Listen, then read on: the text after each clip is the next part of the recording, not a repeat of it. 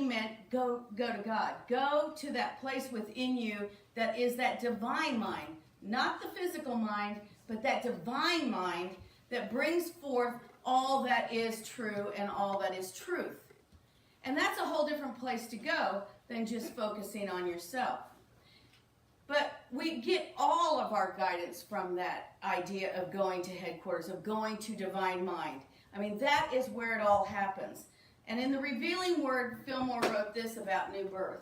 He said, the realization by man of his spiritual identity with the fullness of power and glory that follows. I think that's an important part. You know, with the fullness of power and glory that follows. Who wants that in their lives? Yeah, I do. I want the fullness and the power and the richness that we can have in every moment of our every breath. A birth is a coming into a state of being. And really, you know, Warren's talked about this before, about capitalization on certain words. And Fillmore wasn't always good about being consistent. But when he's saying being, he means that spiritual beingness that we are. So a birth is coming into a state of being in that spiritual self. Man first is born or comes into a state of physical being. He thinks of himself as flesh, material. That's where we get hung up. I talked about this a little bit last week. You get hung up in that physical sense. You think, oh, this is the way the world is and this is the way I live. And we forget that we are that spiritual being first, that we are a capital B being, which makes a whole new difference. The new birth is the coming into a higher state of being that is alive to the fact that man is like God, that we are one with God. That's a huge realization. And if we woke up every morning and said, I am one with God, I guarantee you the rest of your day will be a lot different out picturing them than if you just wake up saying, oh, another day. I gotta go to work. Another day. This is the end of my world that I'm living in. Another day, I don't get to party today. Whatever. Anyway, affirm that you are one with God. It'll make a difference. And that is realizing our true state, our natural state, our place of rebirth, of new birth. And that's when you come into this place of peace. And we no longer let fear or frustration or anxiety control us. It's a whole new day. We come to a place of love when we affirm that. When we say, I am one with God, you are no longer just telling somebody you love them, which you know me, I tell you all that I love you. But you come to this place where you know it, that you can look at somebody and say, I love you, and mean it from the Spirit of God within. It brings you to a place of joy where there is no hesitation of joy in your life. Now, who doesn't want that? I mean, come on. Don't you want to say, I am one with God and I am going to experience joy today? Yes. Everything I do is going to be joy-filled. I am going to have fun. And everybody around me is going to feel that energy. And that is huge. Because we all want to be with the fun person, don't we? Yes. Yes, I keep saying that. We want to be with the fun person. And that is the truth of who we are. It is the truth of who we are. And what's really cool about the burning bowl is we can release all that other garbage that stands in our way. Some of us have little bags of garbage in the little neat trash can with the little plastic line, and other people have the big dumpster. Yeah, but we can get rid of all of it. We can just release it and let go. Now, I don't expect you to bring up a dumpster full of paper to burn today. But these little pieces of paper can be a symbol for you, okay? A symbol of a big dumpster. But we have to learn to let go of things, not only for ourselves, but collectively. You know, Bill put in the prayer request to pray for our, what did you say? Pray for our nation. Yes, I want to say it the way you said it. And we can do that collectively. We can let go of any of the political garbage and hold the highest good in our hearts and minds, and we can make a difference. And if you have to believe it, though, you have to believe it. And the cool thing about letting go of all that, whether it's a dumpster or whether it's a little garbage can, is that it creates in you a clean heart. I love this quote. Let's say it together. Create in me a clean heart, O God, and renew a right spirit within me. That's what we do when we release and let go and burn whatever it is that we are focused on that is standing in the way. We are creating an open heart, a clean heart, a new place to write down things that bring us back to that place of joy and life again. You know, it seems like a very transformative thing to do, and yet we tend to want to still hold on to that negative energy, don't we? I mean, we can feel so good when we get done, and then one little thing can pop up and we go, jump back into that. But the minute we say, create in me a clean heart, create in me a clean heart, those words have been spoken so many times that they have so much power that we can create in ourselves a clean heart just by saying, create in me a clean heart. And that oneness of God that is with you is going to do that for you. And it'll be miraculous. It will be so important. We can let go of all that past and let it be. Now, forgiveness and release kind of go together. You know, forgive, release, let go, loose it, set it free. All of those are terms that we say to get rid of stuff that is not in the same level as the highest good. I say highest good, it's higher than that even. It expands the universe. And we want that to come forth, not only around us, but through us. And the only one that can do it is who?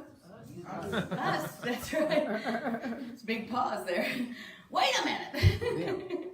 But we're also talking about a spiritual practice here.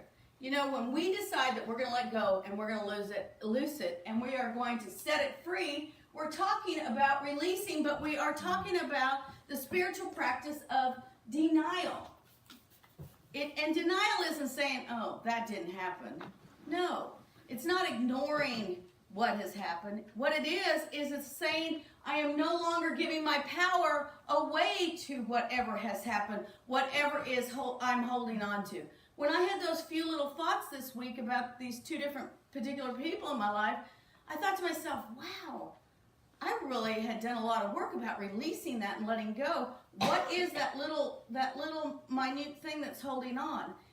And I kind of came to the conclusion that maybe it was just the memory that's, you know, kind of back in there of that thing happening. And I kind of told myself, well, am I giving power to that? Or am I just reflecting back on it? Because there's a big difference. If you're just reflecting back, then you're saying, oh yeah, that did happen. But you know what? Whatever happened is not a part of me anymore. And I'm no longer giving power to any situation that is similar to that. Because it might not be that person this time. It might be somebody else. But when you can look at it and say, I'm no longer giving away my power, I am claiming my power, and I'm just looking at that situation as something that has happened, then you have totally released it. You have given it to God. You have let it go, and it no longer controls your life. And that's the place you want to be. But we have to ask ourselves those questions when stuff like that pops up. And you know what happens when you process that and you look at it and you realize it's no longer controlling you? You have created a clean heart again. And the spiritual energy that comes through that is so powerful. One of them, and I'm sharing Sandra's good report, but one of them was, I really was in prayer this week, and I saw Sandra, I saw her applying for a job, and I thought, well, it's Christmas week. She's not going to be applying for a job. She's not going to be in an interview. But I thought to myself, okay, Spirit, you're speaking to me. I'm going to listen. So they did this thing in seminary where we had to go in front of our peers, our colleagues, the other ministers that were already ordained, and we weren't ordained yet, and we had to do a talk, and then they would give us questions, and sometimes it felt like you were really being drilled. And you had to do this several times throughout your 3 years of seminary. So that we used to do this exercise where we would envision ourselves going into the interview, seeing it successful, being joyful, enjoying the conversation, feeling confident, all these things, so that you're bringing forth that vision of the highest good. So when I got the message that Sandra was going to be an interview, I said, okay, I'm going to see her doing this. I'm going to see her going through this. I'm going to see her being successful. And when she came in today and said she got a job, and I said, "What? Did you have an interview this week?" She said, yeah. She said, yeah, they called me and they wanted to do this interview this week. And I said, Christmas week? She said, yeah. I mean, I got goosebumps, you know? But there is something to that. The minute you look at something from your past and say, am I holding on? Am I giving away my power? Or have I released it and I am clean in the heart? It opens up a new level of spiritual understanding that allows you to see beyond yourself and see the highest good. And that's what happened. I know it was. Warren's got in here a quote from Paul, and he said it's from Romans. Oh, I guess that's in there somewhere, but let me see here. Oh, well, it's kind of different. Okay, there we go. Be ye transformed by the renewing of your mind. You can. Create in me a clean heart and be transformed by the renewing of your mind. And that's what this is all about today. It's about changing how you're looking at something, how you are bringing forth. And so the burning bowl, today we're going to each take turns coming forth and burning our paper, which is what this is right here. I've kind of got the slides mixed up a little bit. And we will be doing a little meditation before that. No, we're not doing meditation yet. I'm sorry. I'm looking at my papers. Get back on track. But what we're going to do is we're going to write down anything that we can think of that is standing in the way of our highest good. Now, some of you might have already been writing. But think about this, that your whatever it is that you have been holding on to or that's standing in your way. I didn't put anybody's names on this. I just put behaviors. But you could even just put an X for each thing that is standing in the way of your highest good. It doesn't have to be, it's specific to you. So you can just put an X and say, this is for this thought, or a 0, and that's for that thought, or whatever letter or number or anything that you want to write down that represents what it is you're wanting to release. Any kind of negative feelings about a person, place, or thing, any conditions or habits that you feel like are holding you back from your highest good. Perhaps you've been doing something, JW, sweetheart little boy, he does this thing with his hair when he's, going to sleep, when he's tired. And he twists his hair and he kind of pulls on it. And I know it's the sensation of the feeling, but he's pulling out his hair. I'm trying to get him to quit doing that. So it's like I've been praying to him, like, okay, relax, let go. And last night, he actually literally just put both hands like this on his tummy and didn't do it. I was like, thank you, God. But it's amazing how some little behaviors might not seem like anything that's that wrong, but it could be holding us back from our highest good, right? So whatever it is, write that down and use whatever symbol you want to recognize that. Now remember, you can write on both sides of the paper. I'm going to demonstrate to you, though. Just take a second to demonstrate to you. Let's see if that's after that. Nope, hold on. This is flash paper, so it's magic paper. And what we want to do is, you don't really want to hold on to it, okay? You want to take it and just touch it to the flame. Is everybody watching? And then just set it down, and it'll zap away, just like that. All right? And what the good news about that is, no matter if you have a dumpster full of garbage or a little trash can full, it will burn easily and effortlessly and not fill the room with smoke. Which is a blessing for all of us. All right, so what we're going to do is, as soon as everybody's done writing, is everybody done writing? Now remember that we talked about lifting, doing a collective consciousness here too. Whatever you are writing down and releasing, you're actually really opening up a space for everybody else too. Because just think about the fact that if you did have a dumpster full of stuff that you brought in, or I like to say even suitcases, we carry our baggage around sometimes, and we might have 4 suitcases we're dragging behind us. Well, it takes up space. It takes up energy. And if you let go of that, you are letting go of energy and space for everybody else in the room, which really does make a difference. And you'll feel it. And it's wonderful.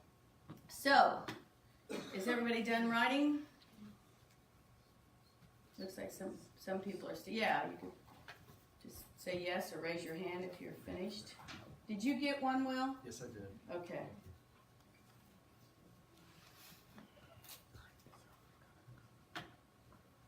Thank you, Dee Dee.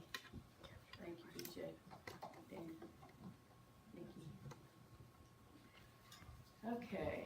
I still see a few faces down. Mickey and Sandy are going to direct people from the rows, and we'll do one. Well, what you could do is both sides, like one side and then the other side. Yeah, let them come up. So Georgia. 2 rows, or what? 2 rows, or well, do one side and then the yeah, but yeah, go back and forth, back and forth, back and forth. I want to say hi to all our Facebook friends out there too, and if Reverend Warren and JW and Aiden are watching, hi. And yes, even if they.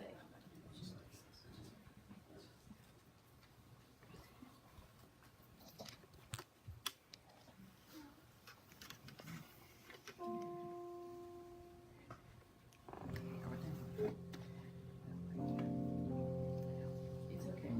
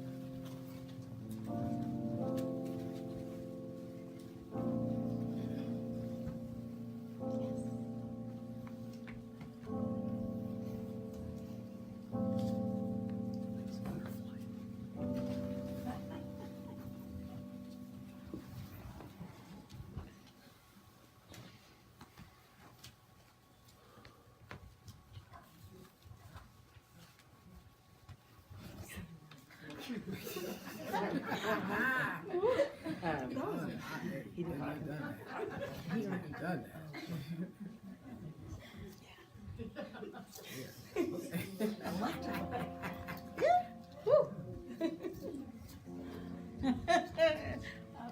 Well, the good news is nobody's remained.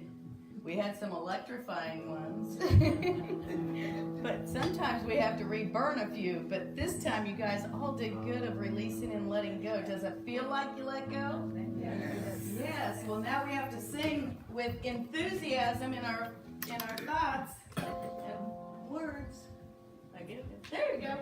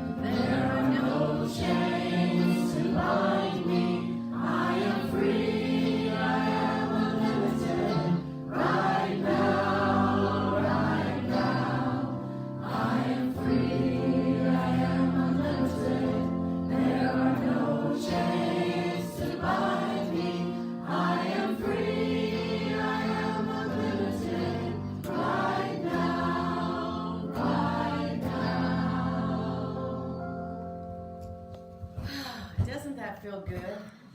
Can you feel it? It is so amazing. I just love that ceremony. And the thing is that a lot of churches stop right here on this Sunday, but we feel it's important to take that open space and fill it with an intention, with something that can continue to keep creating a clean heart in you. So we move into the white stone ceremony. And, you know, it puts something into our consciousness when we do this. And so the message that will come forth to us could be a new name, an abundance of blessings through divine ideas, a new focus, or an intention for this new year. You know, we all set goals, it seems like, when the first year comes, don't we? You know, New Year's resolutions. And the thing about goals is, I mean, every day I make myself a list of things I need to do today, or I have my checklist for the week. And the thing is, that's setting goals. And we know that some of those goals get met and some of them don't. But setting an intention is a little different than just setting a goal. Historically, during the Roman Empire, when people were released from prison, they were given a white stone. And a lot of times it was just a little marble stone, but it could have been a honed stone like this. These are actually from Israel, and a company in Kansas City manufactures these. They bring them up, they cut them over there and shape them and bring them over here and sell them to Unity churches and other places that want the white stone. But the thing was that when you were given that white stone, it was a sign that you were free. And it was important in those days to be free, because that means that you were no longer a slave to the Roman Empire, that they had to protect you, and they had to, they couldn't use you as a slave. So the white stone is important on so many levels. But it was also the idea that you were free and that you had a clean slate to start your life over. No matter what you had done in the past, it was a sign that you had a clean heart. So it was a place where you were given to renew your mind and body. So it comes from the Revelation, the Bible quote from Revelation 2:17. And it reads, "Let anyone who has an ear listen to what Spirit is saying to the churches. To everyone who conquers, I will give some of the hidden manna, and I will give a white stone. And on the white stone is written a new name that no one knows except the one who receives it." I like to look at the metaphysical understanding of this quote because, you know, we can take things in different directions. So anyway, metaphysically it means let anyone who is receptive hear what Spirit is saying. when we look at the idea of the churches, some people think we're talking about the physical body of a church. We are not. When you talk about it metaphysically, we're talking about spirit. To everyone who overcomes challenges, anybody in here not ever overcome a challenge? Okay, that's all of us then. To everyone who overcomes challenges or who can let go of a negative thought, Spirit freely gives the awareness of the abundance of good that is within each of us. Isn't that beautiful? Yeah. Spirit also gives freedom from any pain, discomfort, or apparent lack when we change how we think.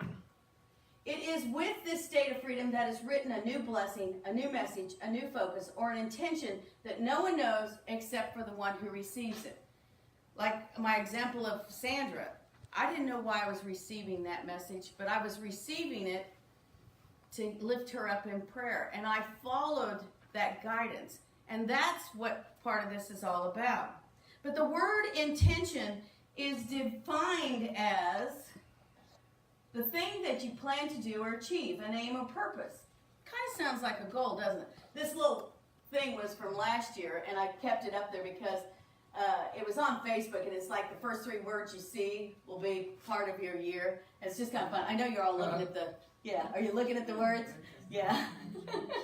Isn't that fun, though? It's kind of fun to do those things. But anyway, the word intention can also mean a determination to act in a certain way, resolve. Okay, so we make resolutions for the new year, but are we resolving to really follow through with them? Because that's a whole different level. You know, we can write something down. Oh, my goal is to not eat ice cream ever again. I don't know why you'd want to do that, but you know, maybe you made a New Year's resolution that said that. Lactose intolerant. Well, yes, I know. But there's other ice creams, you know, gelato or soft serve. Anyway, but to resolve to something is you resolve to change your thinking about someone or something. So that's a whole different thing. You resolve. That means you say, yes, this is how I'm going to think about it. It can also mean importance, significance.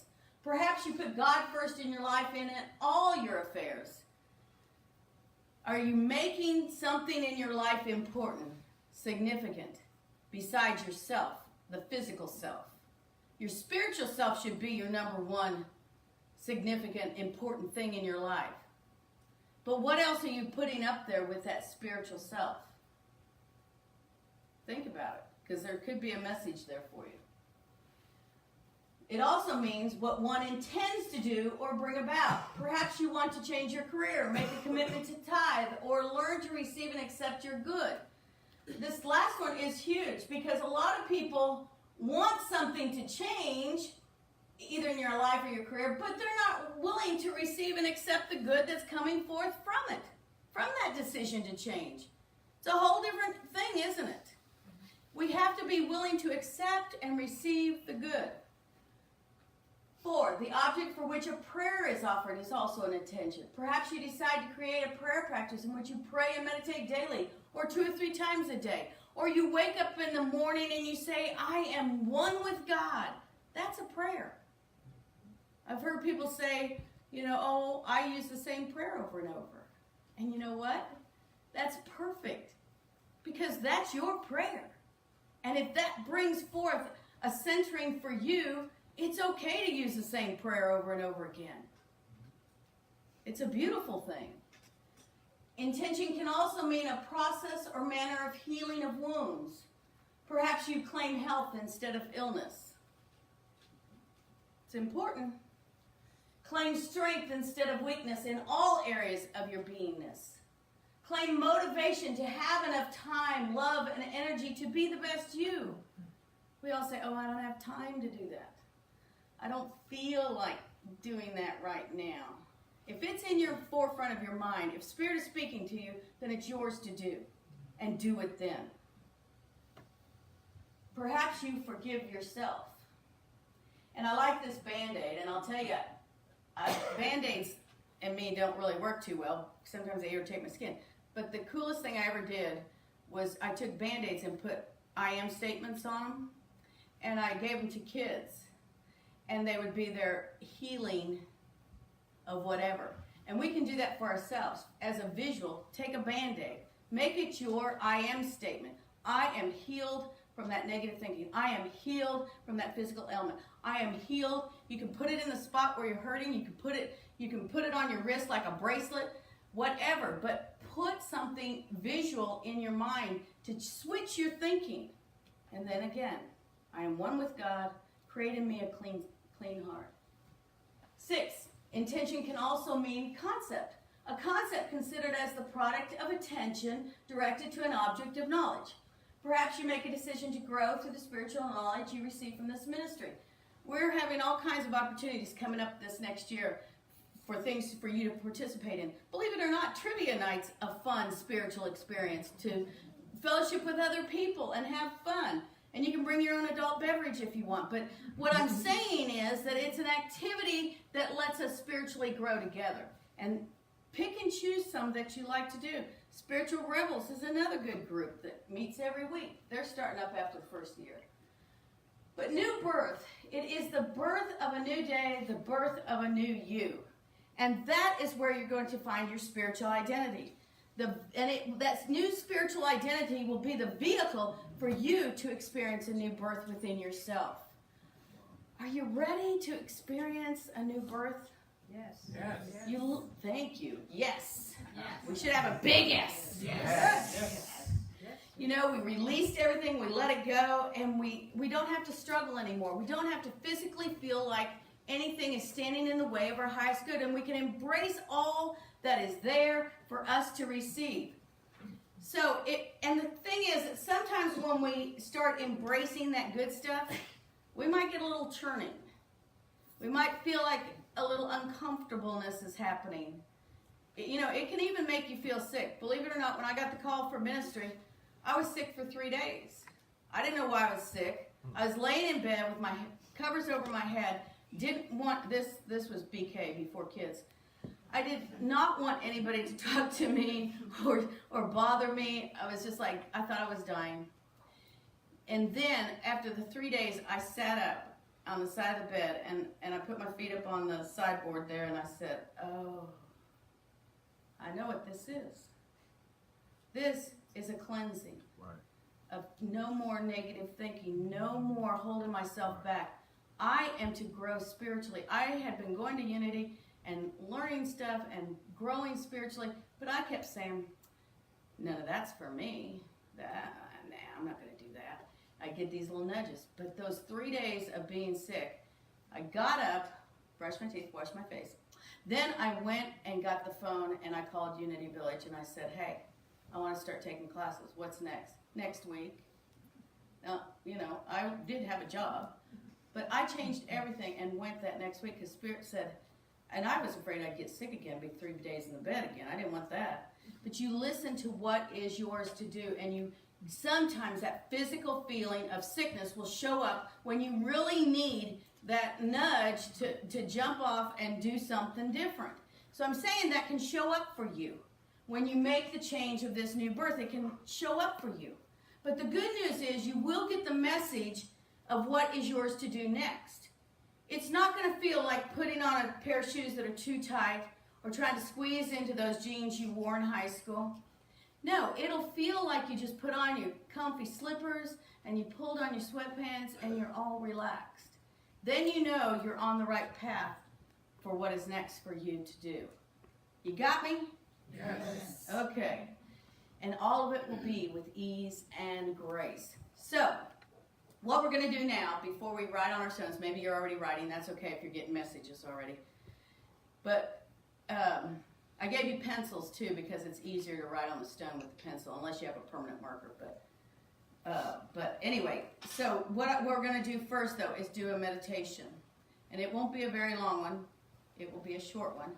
But just try to stay in that openness when you sang that song, I am free and I am unlimited. Because you are free and you are unlimited as we go into this time of meditation.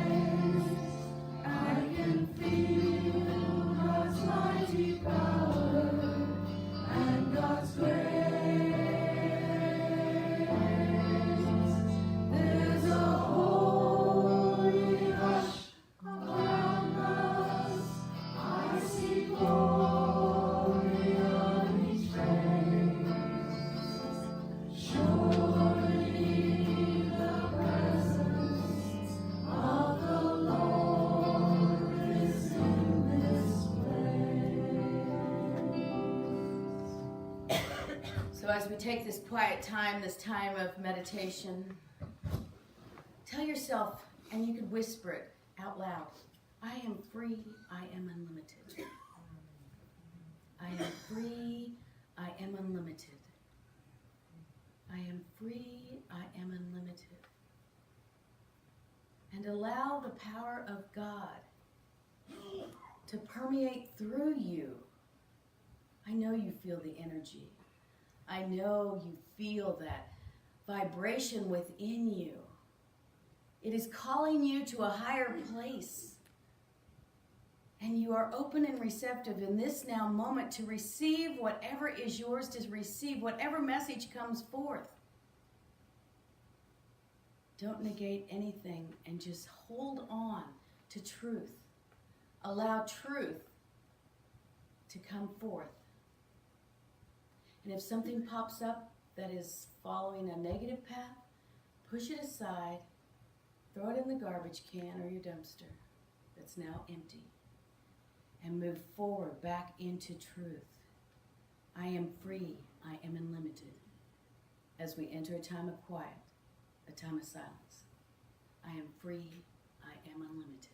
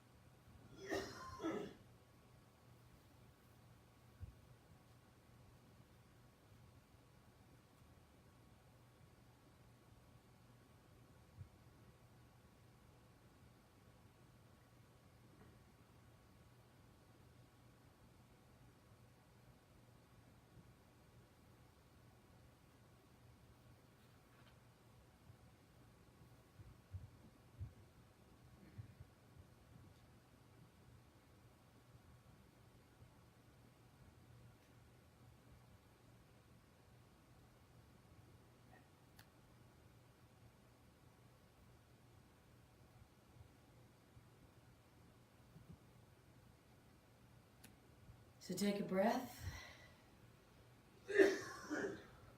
And again. And as we come back to this now moment and sing our thoughts or prayers, you may begin to write whatever words come forth for you.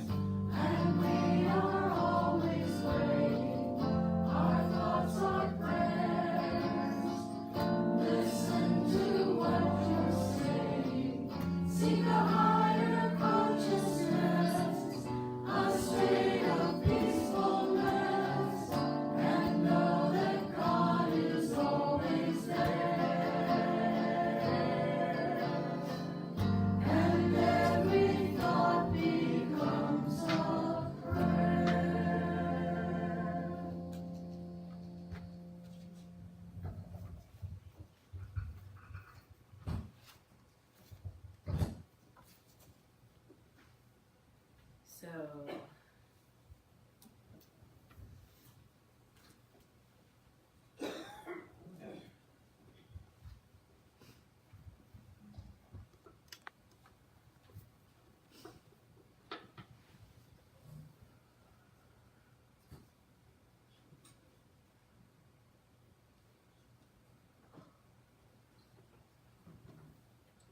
sometimes these stones don't seem like they're big enough, do they?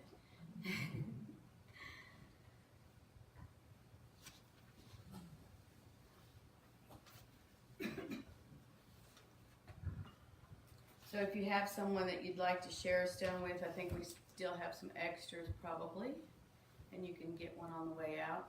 I recommend not taking the flash paper though with you, because if you get it stuck in the bottom of your purse or pocket or something, it can ignite with the right friction. You know, magicians just click their fingers and pop it. So anyway, but feel free to take a stone. I like to keep my stone in a place where it's visual for me, at least for a while. And then at some point I usually put it in a box with my other stones that I've collected over the years. And the thing is that it's a powerhouse of energy and messages for you. And it's fun to go back and look at what you've written in the past and see how you've grown from that particular spiritual plane. So I invite you to keep this somewhere where you are enjoying it. I know Mickey the other day pulled one out of her purse for me, and she said, I forgot it was in there. And sometimes that's a message in itself when you find it and you pull it out and you read it, and it's like, wow, that's for me today. So it is a powerful thing, but put it somewhere where you will appreciate it and grow with it and know that it is for you. Another good thing to do too, just FYI, is to take and share it with somebody else. You might even want to share it with somebody after service. But by sharing those words with somebody else, it kind of goes back to that idea where two or more are gathered, and you lifting each other up and holding that intention for yourself, holding that vision for yourself. The other thing I invite you to do is somewhere on your stone, just write UEOA for Unity East of Atlanta, because we want to really hold the vision of what our new campus is going to look like and what is going to come forth for us in this new year. I feel like this is the year of transformation for Unity East of Atlanta, and I just see that new building being built and us moving to higher heights. And so just put that somewhere on your stone so that you are holding the intention for all of us too as we move forward with Unity East of Atlanta. So it is wonderful having you here today. I appreciate all those that were watching on Facebook Live. Tell your friends if they want to experience Unity East sometime, that they in their home or your home, and you can click that on and watch us on there. But thank you all for being here today. God bless you.